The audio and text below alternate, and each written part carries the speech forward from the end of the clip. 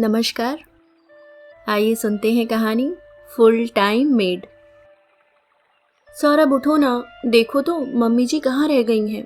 9 बजने वाले हैं, अभी तक नहीं आई। वैसे तो रोज 8 बजे तक आ जाती थी, पर इधर 2-3 दिन से रोज आधा घंटा देर से आती हैं। पर आज तो 1 घंटा हो गया, अभी तक नहीं आई। नेहा ने अपने पति सौरभ से कहा। कहाँ गई होंगी, अभी आ जाएंगी, तुम परेशान ना हो, सौरभ ने उत्तर दिया। अरे परेशान कैसे ना हो, अभी नाश्ता भी तैयार नहीं है और बाकी सारा काम भी वैसे ही पड़ा है। अभी तक काम वाली भी नहीं आई है। अब मैं काम देखूं या ऑफिस जाऊं? मेरे ऑफिस का भी टाइम हो रहा है और मेरा टिफिन नाश्ता वगैरह कुछ भी तैयार नहीं है। हद है लापरवाही की भी, नेहा खींचकर बोली। सौरभ, तुम परेशान मत हो, लाओ मैं तुम्हारी मदद करता हूँ, वरना तुम्हें ऑफिस के लिए लेट हो जाएगा। नेहा, मेरी मदद की छोड़ो, अपनी माँ की फिक्र करो, पता नहीं कहाँ रह गई हैं। मैं तो कहती हूँ आज ही उनसे बात करो कि ये सब क्या है, कहाँ जाती हैं आजकल। सौरभ, जाएंगी कहाँ, कहीं बातचीत में व्यस्त हो जाती होंगी। नेहा, क्या पता, आजकल तो किसी को भी कुछ कहा नहीं जा सकता। जवान की तो छोड़ो, बूढ़ों के भी रंग ढंग अलग हैं। सौरभ गुस्से में, मतलब क्या कहना चाहती हो तुम? नेहा, मैं कुछ नहीं कह रही, अपनी माँ से बात करो, कहाँ रहती हैं इतनी देर आजकल। कहते हुए नेहा अपने काम में लग गई। ये बात हो रही है शारदा जी के बारे में, जो पति के देहावसान के बाद गांव से शहर अपने बेटे बहू के साथ रहने आई हैं। गांव में अकेले कैसे रहोगी, ये कहकर उनका बेटा उन्हें अपने साथ शहर ले आया था। जब से शारदा जी आई थी, धीरे धीरे घर के सारे काम की जिम्मेदारी उन पर ही आ गई थी। सौरभ उनका इकलौता बेटा और नेहा उनकी बहू, दोनों ही मल्टीनेशनल कंपनी में नौकरी करते थे।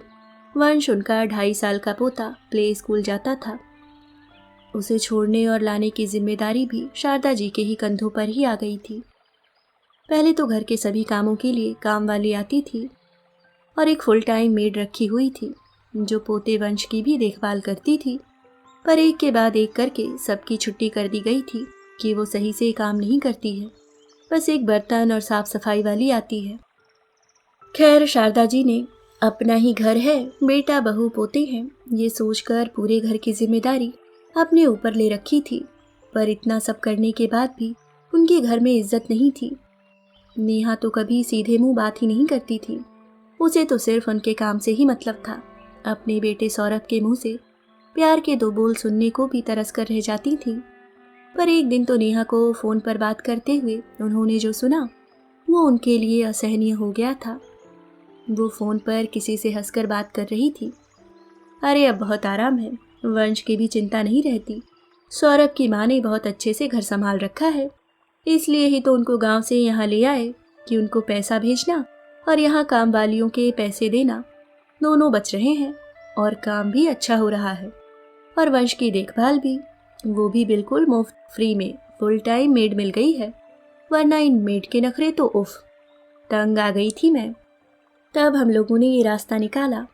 इसके आगे तो शारदा जी सुन न सकी। असहनीय पीड़ा हुई उन्हें, शुद्ध हो गया था उनका मन, यह सोचकर कि जिसे वह अपना घर बेटा बहू समझ रही थी, उनके लिए उनका कोई महत्व ही न था। उनकी स्थिति घर में सिर्फ एक फुल टाइम मेड की थी। बहू को क्या दोष दें, उनका खुद का बेटा भी उनका सम्मान नहीं करता था। कितने प्यार और उत्साह से वो इस घर को संभाल रही थी। पर नेहा की बात सुनकर वे अत्यंत दुखी हो गई थी। वे चुपचाप बिना नेहा को आभास कराए कि वो उसकी बात सुन चुकी हैं, अपने काम में लग गई थी। शारदा जी के पति सुरेंद्र जी एक किसान थे, दूसरे की जमीन पर खेती का काम करते थे। उसी के मेहनताने से उनका घर चलता था। खुद की कोई जमीन जायदाद थी नहीं, 1-2 कमरे का छोटा सा अपना मकान ही था। सौरभ उनकी इकलौती संतान शादी के 11 सालों बाद काफी मन्नतों के बाद हुआ था। वे दोनों सौरभ की परवरिश में कोई कमी नहीं चाहते थे, अपना पेट काट कर भी उसकी सारी इच्छा पूरी करते थे। वे दोनों चाहते थे कि उनका बेटा पढ़ लिख जाए और बहुत बड़ा आदमी बन जाए, और सौरभ भी उनकी उम्मीदों पर खरा उतरा था। गांव के स्कूल में हमेशा पढ़ाई में अव्वल आता था। स्कूल की पढ़ाई के बाद शहर आ गया, कॉलेज में दाखिला लिया।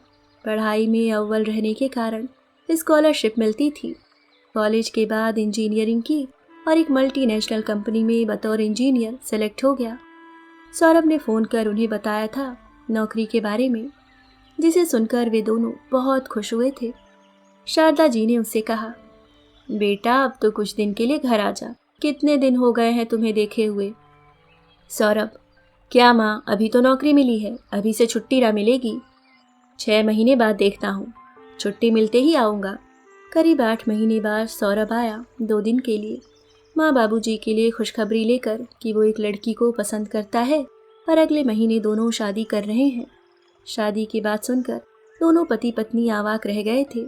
अपने इकलौते बेटे की शादी को लेकर उन दोनों के सारे अरमान धरे के धरे रह गए थे।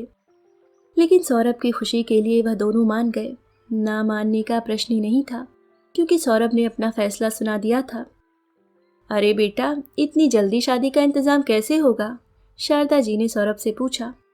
माँ, तुम्हें इंतजाम को लेकर परेशान होने की कोई ज़रूरत नहीं है। शादी शहर में होगी, वहाँ नेहा के पिता ही शादी का सारा इंतजाम कर रहे हैं। अगले महीने आप दोनों को वहाँ आशीर्वाद देने चलना है।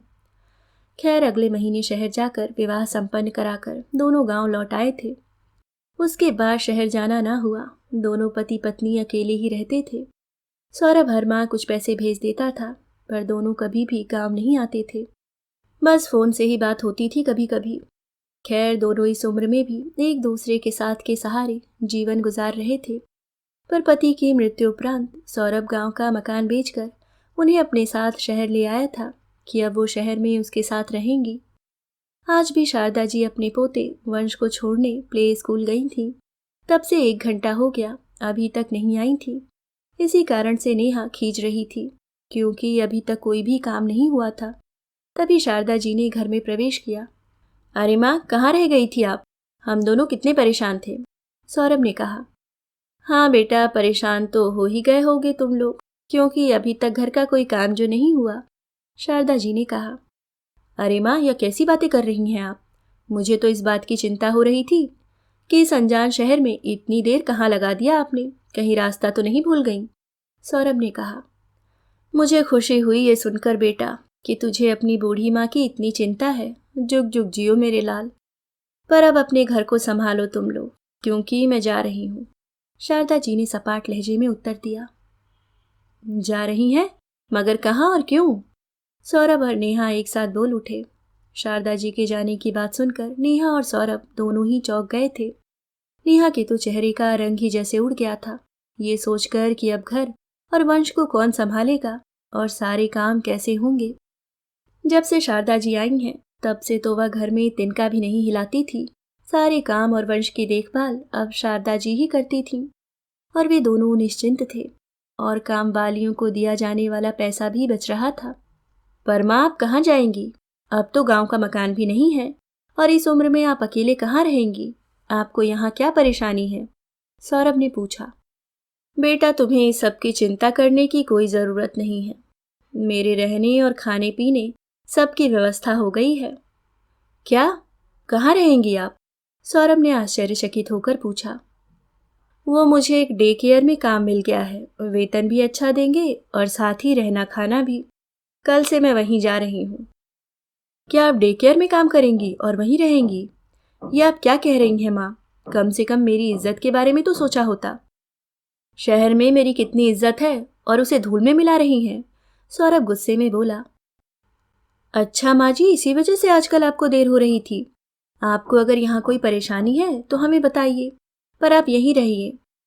क्यों इस तरह के काम करके हमारी बदनामी कराना चाहती हैं आप? नेहा भी सौरभ के सुर में सुर मिलाते हुए बोली।